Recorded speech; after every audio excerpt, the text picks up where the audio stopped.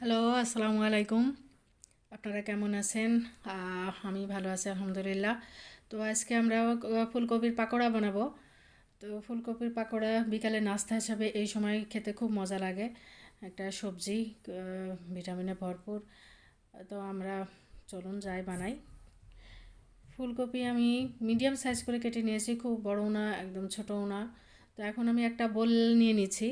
বলে আমি 1 কাপ পরিমাণ বেসন আর 1 কাপ পরিমাণ চাউলের গুঁড়া, তারপরে আমি পরিমাণ মতো লবণ দিয়ে দিচ্ছি।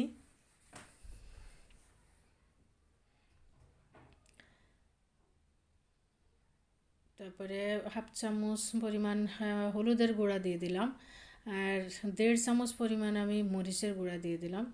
2 চামচ পরিমাণ দিবেন, দিলে ভালো হয়।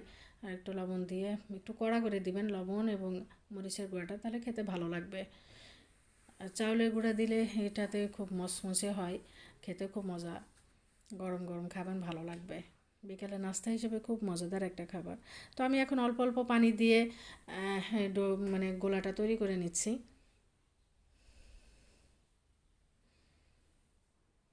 এখন আমি বেকিং পাউডার 1 চামচ এবং 2 চা চামচ আমি কর্নফ্লাওয়ার দিয়ে দিচ্ছি।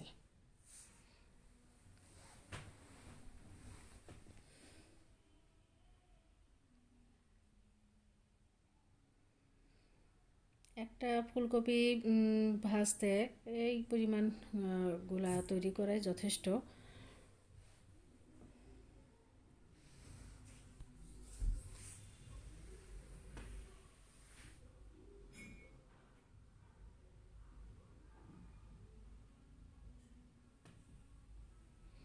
তা আমি অল্প অল্প পানিতে এটা মিক্সড করে তৈরি করব। একেবারে সুন্দর মতন একটা গোলা তৈরি করব, এর মধ্যে যেন দানা বেঁধে না থাকে। আর অবশ্যই গোলাটা তৈরি করার আগে বেসন এবং চালের গুঁড়াটা একটু চেলে নেবেন, তাহলে দানা বেঁধে থাকবে না। এবং এটা ঘনও হবে না, একদম পাতলাও হবে না।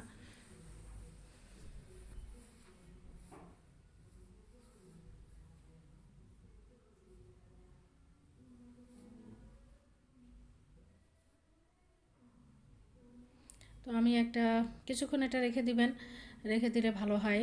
1-5 মিনিট মতন পরে আমি আসলাম চুলায়।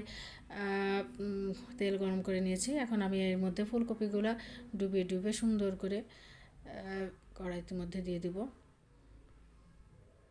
এবং এটা ব্রাউন কালার না হওয়া পর্যন্ত এবং সিদ্ধ না হওয়া পর্যন্ত মিডিয়াম জালে রাখবো।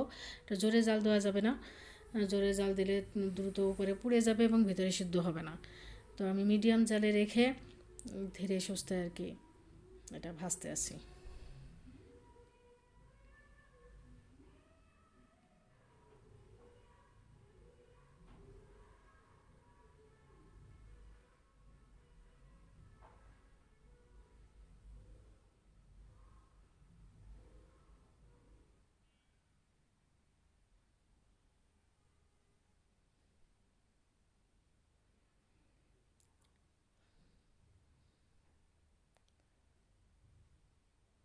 তো একটু মানে কতক্ষণ লাগলো আপনাদের দেখাই দিচ্ছি, যে একবার পাকোড়া দিলে কত সময় লাগবে ভাজতে।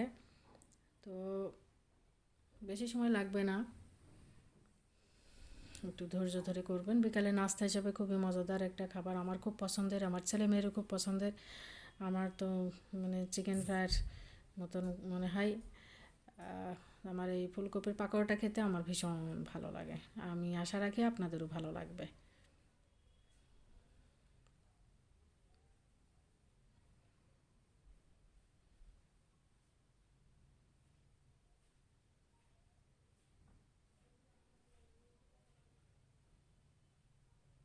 আমি লোহার কড়াই নিয়েছি, আপনারা চাইলে বড় ফ্রাই প্যানে ডুবো তেলে ভাজতে পারেন। এটা ডুবো তেলে ভাজতে হবে যাতে সিদ্ধ হয় ভালো। তো তাহলে তখন আপনারা অনেকগুলো একসাথে দিতে পারবেন।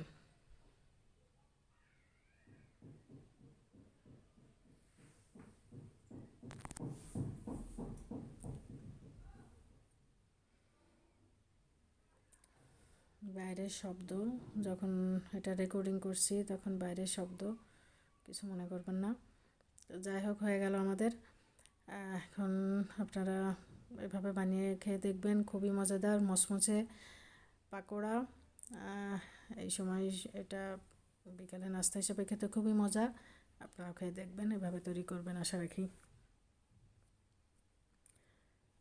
ভিডিওটা ভালো লাগলে অবশ্যই একটা লাইক কমেন্টস করবেন, চ্যানেলটা সাবস্ক্রাইব করবেন।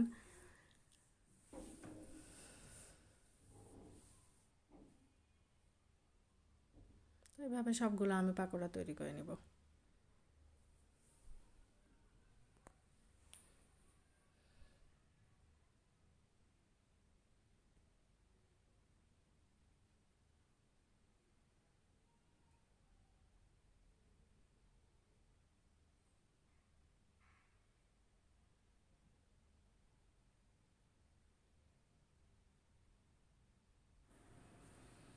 তো তৈরি হয়ে গেল আমাদের সবগুলো পাকোড়া, ফুলকপির পাকোড়া।